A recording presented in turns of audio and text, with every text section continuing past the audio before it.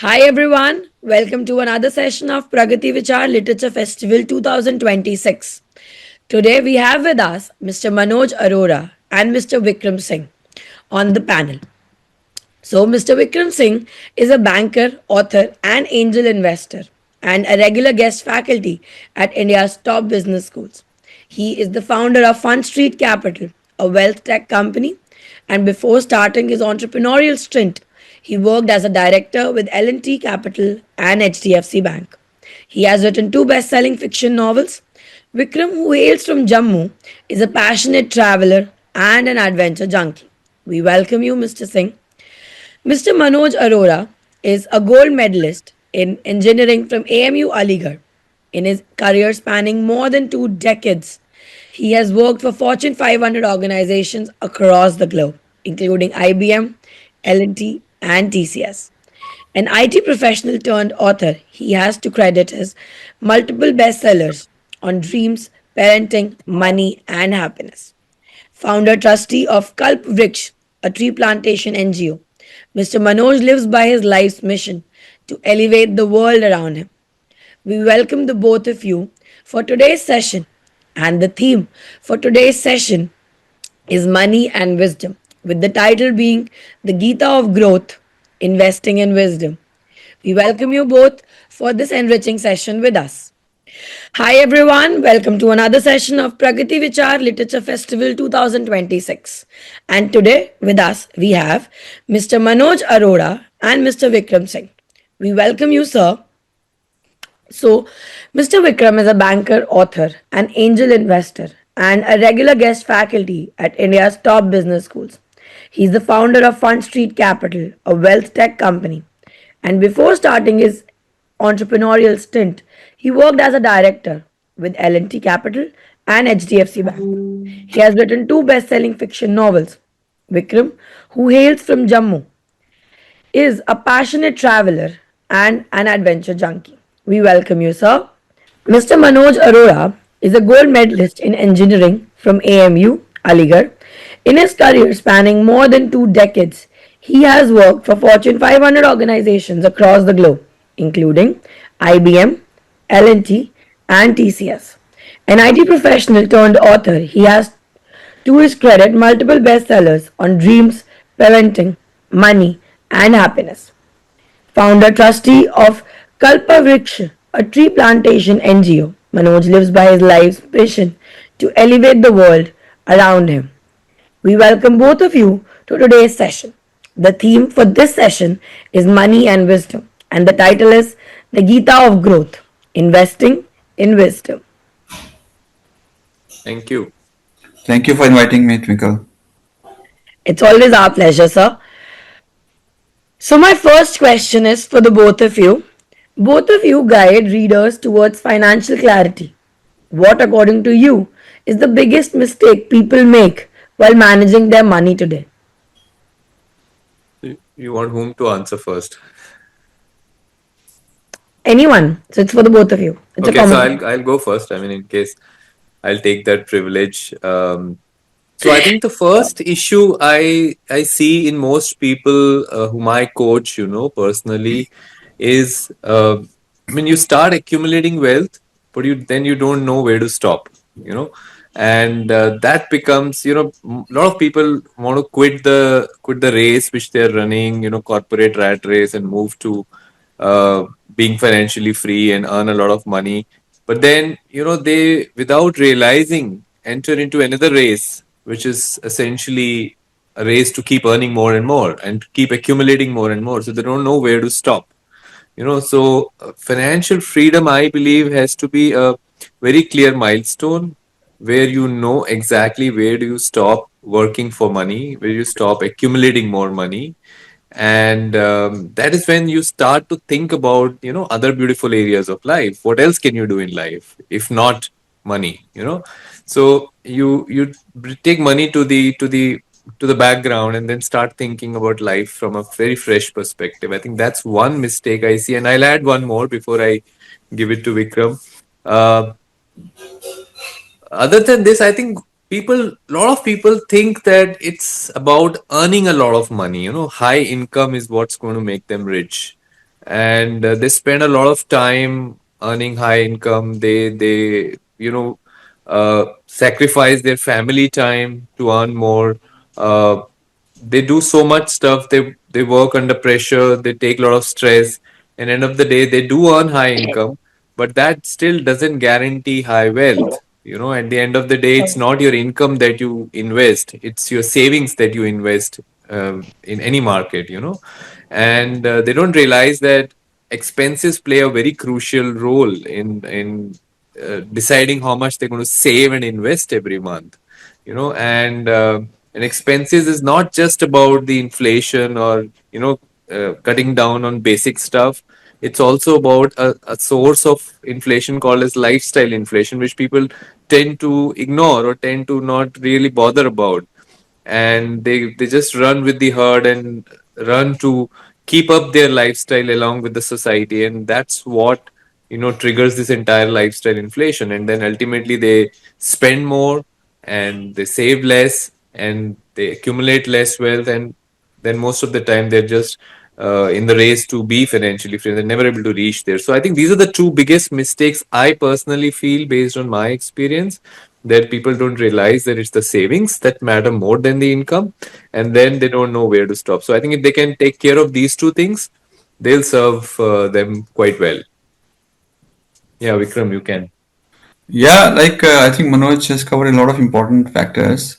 To me, what it comes to my mind is I think when you talk about investing, I think risk profiling is something which a lot of people overlook. See, what has happened is, post COVID, even during COVID, people had a lot of time, for an year and a half, people didn't have to go to office, work from home, and they had some liquidity and the market was going up, so people got carried away and everybody thought, that's a easier and quicker way of making money and passing time also. And trading can be a full-time work or a job or a profession, but I think apart from broking community or some investment advisors, I don't think trading is a full-time job for people who have a proper job or who are studying or who are having a government job or whichever profession they are in. So first of all, investing should not be seen as a profession or as a job. If you have a other job or if you're studying or working or whatever you're doing, and short-term gains is something that one should not chase. Just because equity markets have done well in the past 3 years doesn't mean that they will keep going up. And also asset allocation is very important.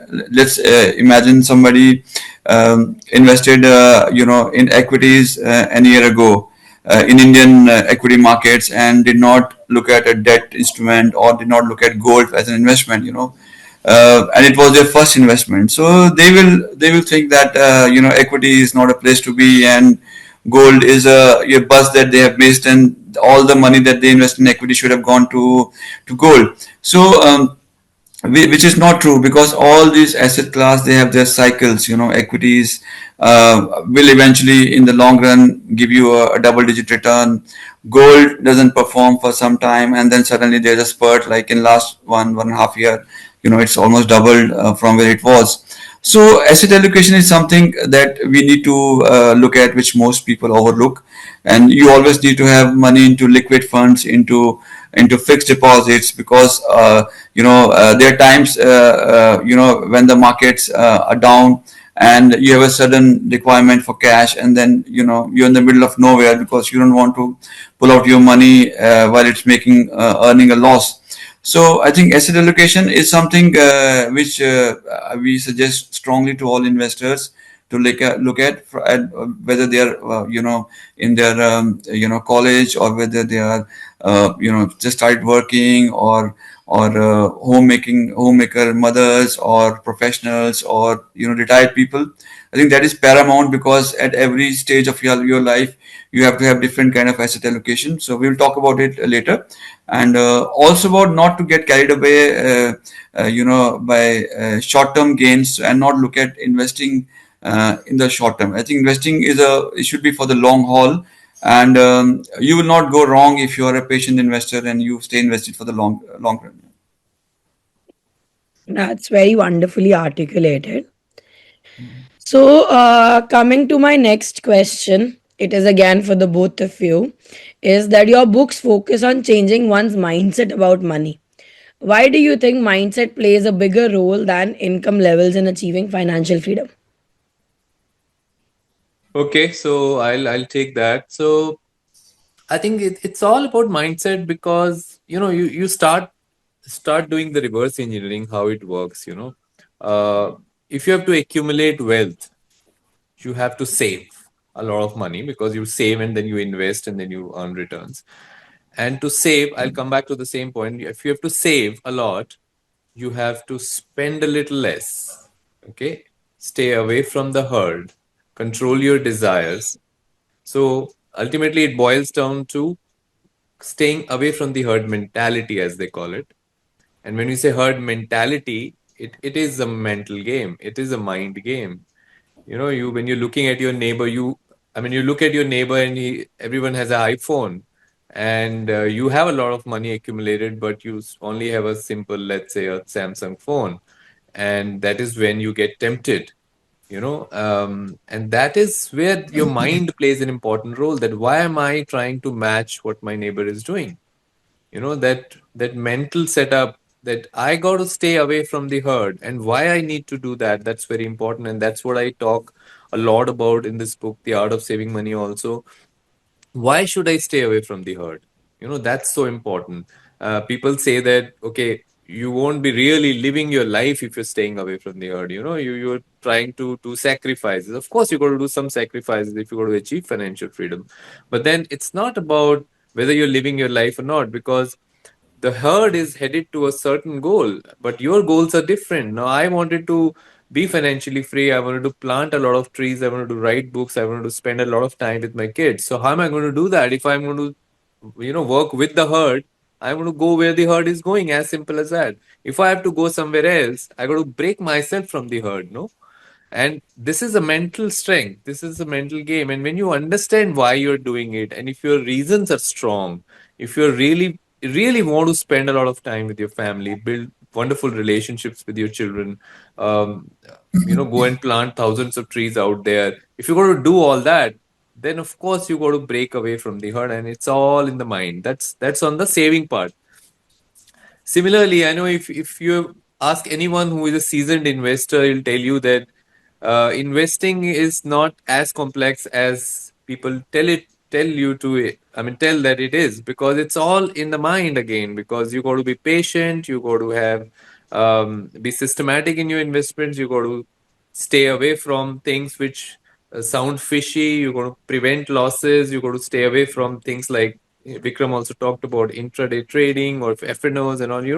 You got to be very focused, and this is all happening in the mind. It's not a technical game. So whether it comes to saving more and investing more, whether it comes to continuing to invest and earn more, it's all going to happen in your mind. And you got to really understand why you're doing it.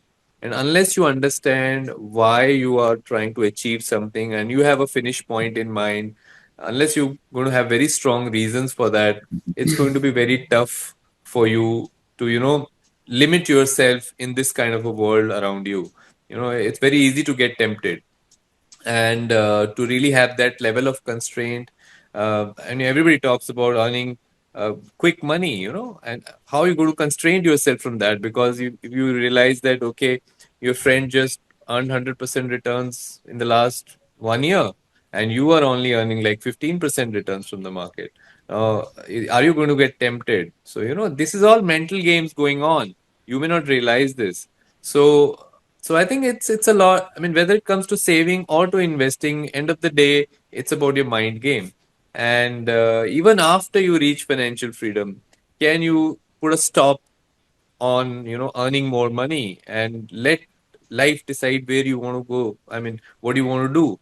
And let yourself be driven by life. Those kind of things. These are all happening in your mind. You got to start thinking, what else can you do to make your life more worthwhile other than accumulating money?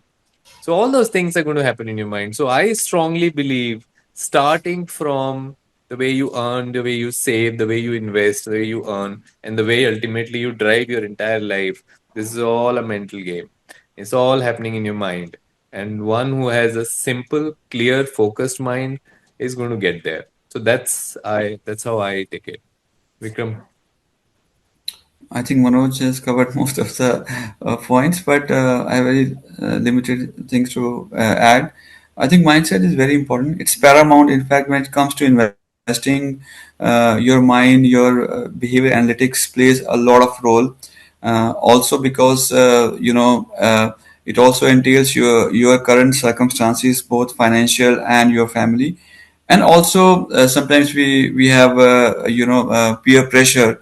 Let's assume that you are a fresh professional and you have a group of colleagues who are investing in FNO, and and they are predominantly from a business background. They have a risk taking appetite, and you also get carried away. You have retired parents who come from a government background, and whatever little money you are earning, you want to have it for your future, for your family's safety and future. And you get carried away and you said, okay, FNO is where derivative market, which is a very high risk investment space. That is where a lot of people my friends are making a lot of money, so maybe I should also get into that. But you are not understanding the risk that entails these kind of investments. And also, if you do not have a financial backing or a risk-taking appetite, which is very important when it comes to investing, and you jump into a riskier, investment options and end up losing money. And I know, as per SEBI's, basic recent figures, more than 94-95% people lose money in derivative tradings. So until unless you look at your own self, your own family, your requirements, your own mental makeup, your risk appetite, and you jump into an investment option which doesn't suit you both financially as well as emotionally, so you end up losing money, and then you will end up blaming the equity markets for it. So understanding the risk is very important. Understanding your own and your own risk profile is very important. So I think yes, rather than following herd mentality, I think it's better to know yourself well, know your behavior first. Like Warren Buffett says that be greedy when the market is fearful, and be fearful when the market is greedy. So most people work the opposite way. When the markets are at all-time high, they think they have another 10% of alpha which can be made, and they want to jump in with all their money and not wait for any correction or the markets to go down. And if the same market comes down by 8-10%, and the same stocks become cheaper and very attractive, they are fearful of it. So I think that is that is what every investor needs to understand. And just to give you a small data, as we speak, Mr. Warren Buffett's Berkshire Hathaway is sitting on more than $300 billion of cash. And if you look at the U.S. market, especially Nasdaq, Max 7, they are almost all-time high, and there's a lot of euphoria about AI and tech companies. So and a lot of retail money is again pouring into it. So just imagine the world's smartest investor, who has outperformed the market for 4 decades, is sitting at a huge, almost 20-30% liquidity. And retail investors and small investors, they just want to make a quick 5-10% buck. So that is what I think is about mindset. You need to see, you need to use your own mind rather than getting carried away. I think these days, not everyone needs an investment advisor. There's so much of information available on internet, on YouTube, and you just need to read and analyze yourself, and then apply your brains. And I think, and be there for the long haul. I think everybody can make good money in the long haul. But when you get carried away in the short run, and when you have a temperament which doesn't suit, volatile investments like equities or derivatives or even cryptos, I think then there's a chances of you getting disappointed by the market, and then blaming the market for your own, behavior.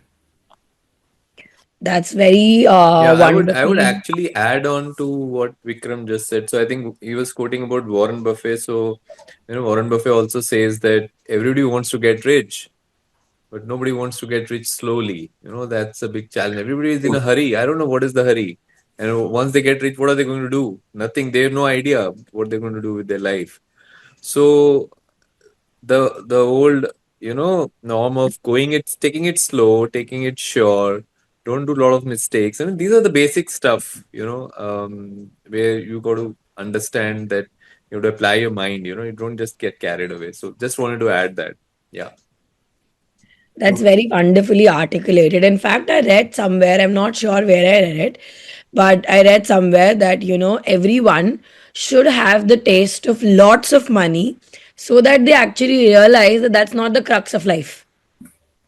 Very And true. I there think is, that's a very, very wonderful point you're making, Twinkle. And I think I have reached that stage, and I'm sure Vikram also has, and probably a few others also would. That once you're made enough, you've reached your freedom point. You realize after a certain point, you realize that okay, so this is not what life is. Okay, I have yeah, taken care of my basic needs, but there's something bigger to life. yeah. So we got to start thinking about that. So that's a valid point, Twinkle. Yeah. Yes, interesting. Yeah. I think people tend to invest a lot of their mental peace into accumulating so much wealth that Yeah. once they reach that level, they realize that actually the mental health was the mental peace was the main point of actually doing everything. And now they're Yeah. going to retreats to actually get that mental peace. Yes. So I So, sometimes find it very funny when people talk like that. That now I have enough money and now I'm gonna go to the retreat to get some mental peace. And I was like, really? So yeah.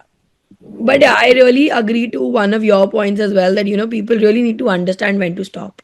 That's very important. yeah. So the next thing is that my next question is, I think, very similar to what we've been discussing. That in a world full of distractions and rising consumerism, what simple habits can individuals adopt to build long-term financial discipline? Well, I'll ask Vikram to start with this and then I'll follow up. I think it's about savings, and I think Manoj's expertise in it. I think his book is on savings, but anyway, I'll try to get into his territory a bit. So I think it's about more about savings. The habit of savings is paramount. When I started my career, and I was advised by some people that you should spend the money which is left after savings. Normally what we do is we tend to invest the money that is left after spending. So I think if it's the other way around, and if we start early, so it can go a long run.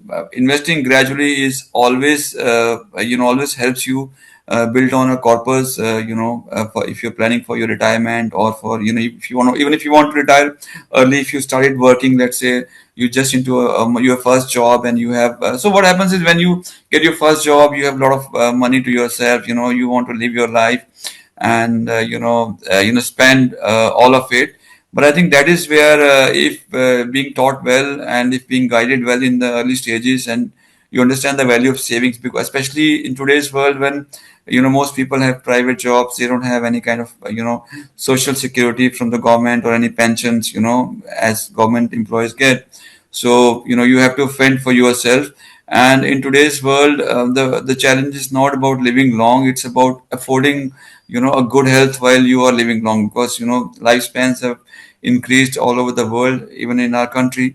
So your medical expenses are huge, post you retire from your job. So and then if you have a family, then their education, then your kids marriage, etc. So there's a lot of cost, which one has to consider. So I think if you start earning early, I think it's better that you start saving early. That's one habit which I would want, or urge everyone to inculcate, and start doing following as early as possible. Yeah, I mean, so Vikram touched upon a very interesting point where where he was talking primarily about the concept of pay yourself first. So before you actually start spending your money and start paying your service providers, your grocery shops, and everything else, or your cinema halls and travel stuff, before you pay each of these people, first you pay yourself because you are the most important person in your life. So we call it as pay yourself first. So that's what you got to do, and that's a very basic habit that anyone who is earning even a pocket money of, let's say, 5,000 rupees a month, even that person should realize it, that okay, out of this 5,000 I should start putting 1,000 aside and spend the remaining 4,000 on whatever I want to, and that 1,000 has to be accumulated and invested in whichever appropriate investment option, month on month, year on year, and that's how it grows.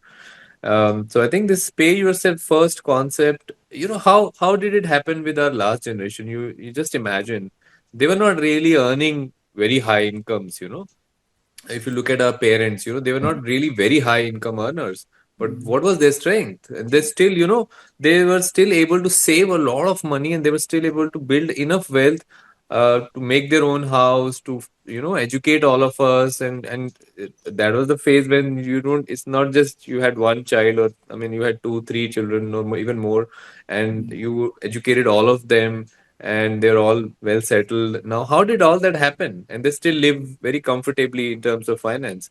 So that all happened because they had their savings ratio was very, very high. They could save more from whatever they were earning, because again, they're mentally very clear that they were saving for a certain purpose. Maybe the purpose was educating their children very well.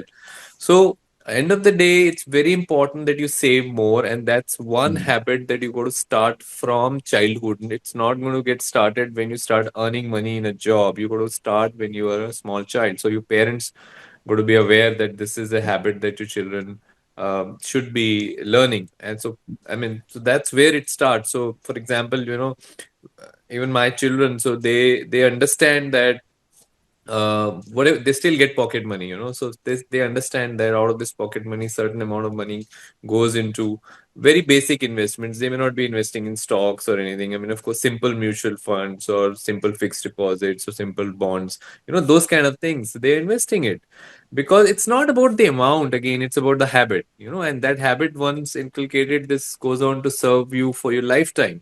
So it's very important that you have that habit. And again, today's generation is more typically inclined towards the herd. So I'm coming to the same point that you got to, somehow find a way to teach them to stay away from the herd and stay focused on their own goals. And third thing, which I feel is a very simple habit, is keep doing the same boring stuff again and again and again. Okay, so that's what prevention is like. Um, going out for a morning walk. If you want to maintain your health, you got to keep doing it. I mean, every day for probably your entire life, if you got to stay healthy, that's one way to do it. Or you don't do it, enjoy your life, and then after 30 years, you suffer a certain kind of disease and then try to come out of that disease. And then, so there are two different ways to live it. So the simplest way to live is do the boring stuff, do the simple stuff. It's easier to do, and it serves you much better in the long run.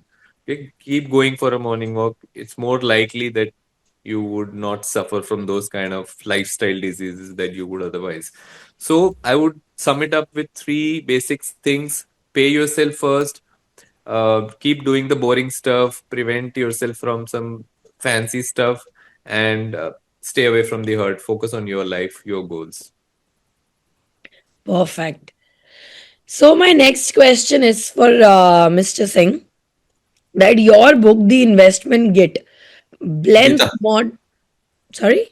the investment Gita. Oh, sorry. There was a spelling mistake. I'll just repeat the question. So, your book, The Investment Gita, blends modern investment principles with the wisdom of the Bhagavad Gita. How did this idea originate? And what impact has it had on your readers? See, the idea basically was, we all have been listening the verses of Gita from our childhood. Even if you go to a small, shop also, in the neighborhood, you will see those verses written on the wall. I'm sure Manoj must have also noticed it. So to me, when I read Gita, I felt that Gita has life hacks, for almost everyone, and also that the Bhagavad Gita should not be looked at from the lens of religion. I guess I think it's a book, a great book that offers immense learning to all people of all races, of all ages, and all at all stages. So I think first of all, I thought that nobody should look at it from a religious perspective. Second was Gita has I think 18 chapters and almost 700 verses, and I thought there are a lot of learnings that we anyways as investment advisors and people in this business, the rules that we follow in our investing journeys, which have a correlation with learnings from the Gita. So I'll just tell you a few instances wherein in Gita there's focus on your karma. When Arjun is going to fight his cousins Kauravas, and he is a bit upset that he's going to be fighting with his own cousins. And when Lord Krishna comes and tells him that you should just focus on your karma and do not look at the what are going to be the repercussions of it. And because you as a warrior, your job is to fight, you do your own dharma. Okay. So similar with investing also. My first chapter in the book is the investing karma. So when you start your investing journey, okay, what we do is, just to give you an example, if I start investing into equity markets, what comes to my mind is multiple returns. Let's say my money doubles in 3 years or 5 years time. So that is a bit of distraction, because even when I'm entering, I'm looking at the results. So if the chances of me getting dissatisfied is more, because I'm looking at the results rather than at the process. So as an investor, my job is, okay, if I want to invest, I should invest this much into equity, this much into debt, this much into gold. And this is where, it is a possibility that 5-10 years down the line, my corpus will be there. But the moment I start thinking that this is 15%, I have to grow every year in equity markets, debt has to give me 7%, gold has to double in 5-10 years time. So that's a bit of a distraction for me as an investor. So similarly, Gita also talks about your goals. It talks about choices. Gita tells you that life is about choices that you make, whether it's your personal life, whether it's your professional life, or your if you're a sportsman, when you're playing, if you're if you're an engineer, you are at your office, or whatever place you are. Similarly with investing also, it's about your choices. If, let's say, if a 60-year-old person who's just retired, and he's got a retirement corpus, and he puts all money into equity market, there's a chances that he may lose his money because the markets are too volatile, and investing all your retirement money into one asset class or risky asset class may not be the right choice. So about choices also, at every stage, you have your own choices to make. Then Gita also tells you not to fear failure. Okay. Similarly with investments also, if you think too much about the results, and if and then you invest, then there are chances that you may not achieve the goal that you always planned for. So basically, everything that is part of investment psychology, I think you can find those cues and those answers from Bhagavad Gita. So that's how I try to correlate both these concepts and try to make it interesting for the readers. That's very wonderfully articulated. I mean, that's a very insightful logic to simplifying a very complex structures of investing and finance. Thank So, you. yeah, that's very commendable. So, my next question is to Mr. Arora, that your mission is to elevate society and mentor people without any charges. What inspired you to adopt this purpose driven approach? Okay. So, this is when I was not even financially free at that point. I was working with IBM, and I had this love for trees and nature, and so planting a lot of trees. So I started doing it before quitting my job. I started planting trees, around my locality where I was staying, and I really enjoyed that. So then I thought that, okay, fine, but how much can I do myself? So I got to build an organization around it. So I started talking to people. Then I started, formally I constructed an organization which we call as Sculptrix. Today we got it registered, and then so we through this organization we plant trees across India.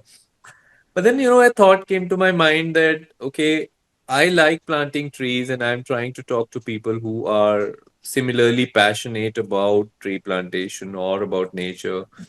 But that's not the only way to, elevate the world around you. And there has to be other ways which could be like, for example, teaching children who are underprivileged, or feeding children, or feeding people, these kind of things which I may not enjoy as my passion, but there are a lot of other people who may.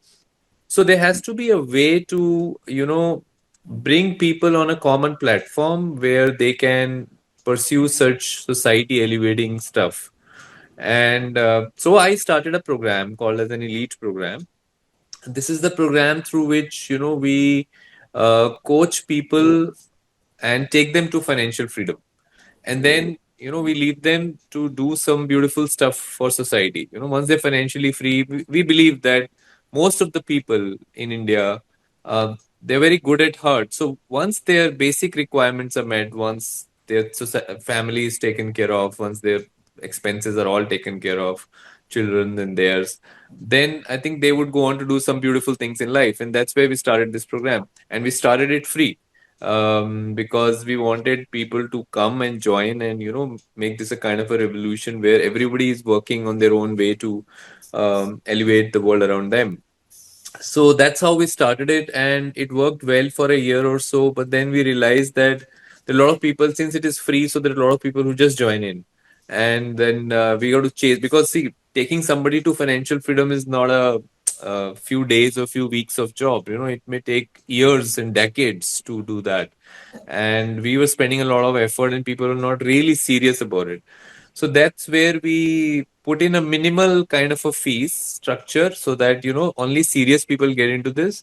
And this fee structure is just so that to ensure that we recover our costs, and that's it. And then let people decide how much they want to pay, whether they want to pay or not. And what is there is a renewal fees in our program, which is like very minimal, like 500, 600 rupees a month. And that too, we leave it to the people whether they want to pay or not. And so, but we want that kind of a structure, because otherwise the seriousness is lost. When you offer something free totally, some lot of non-serious people also join in. So, but we still run this program, and this is like seventh or eighth year in running. We take batches 3 times a year. Every year we churn out around 8 to 10 financially free individuals, who then go on to do, like, one of the persons is in Indian who is working in South Africa, is coming back to India after having achieved financial freedom in our program, and is already started an NGO in his hometown in South India, in near Chennai. And he's going to feed a lot of poor people there. He's already doing it, actually.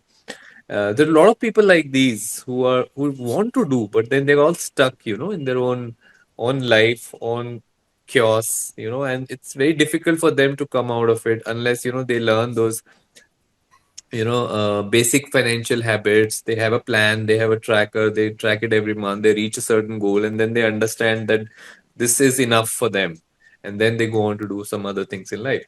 So that's how this entire thing started, from planting a tree to, running this program. And it's been 7 years, and I'm very glad to be still running it. And as I said, we take batches thrice a year. The next batch starts in January. So we take people, coach them, mentor them 101. I do that. And so we take a very limited number of people, because it's a 101 program.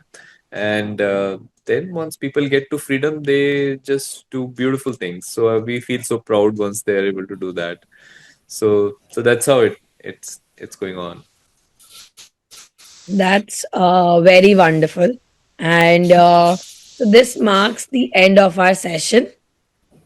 And thank you so much, Mr. Arora. Thank you so much, Mr. Singh. It was a very, very, very insightful session, and I'm sure our audience as well loved the session. And we got into insight about a lot of things that most people don't really know about financial freedom and money for that matter. And as an individual, even like I never knew that it's very important to stop as well. And apart from earning, it's very important to stop as well, which was a very insightful thing to learn for me as well as personally. So I'm pretty sure everybody loved it, and it was a wonderful session. And thank you so much for having this session with us. Yeah. Thank you, Twinkle. Thank you for It's a pleasure being invited here, and inviting me. wonderful meeting you and Vikram. And we'll keep in touch. Thank you so much. Sure, definitely. So this marks the end. Yeah. I Done? just it's in the yes. Thank you so much. Thank you, Okay. Twinkle. Cool. Yeah. Okay, Thank Manojji, you. I'll catch up. We'll catch up soon. Yeah, we'll catch up. Okay. Thanks, Twinkle. Bye bye. Thank you so much. Bye. It was very lovely having this session. Thank Same you. here. Same here. Pleasure. Okay. Bye.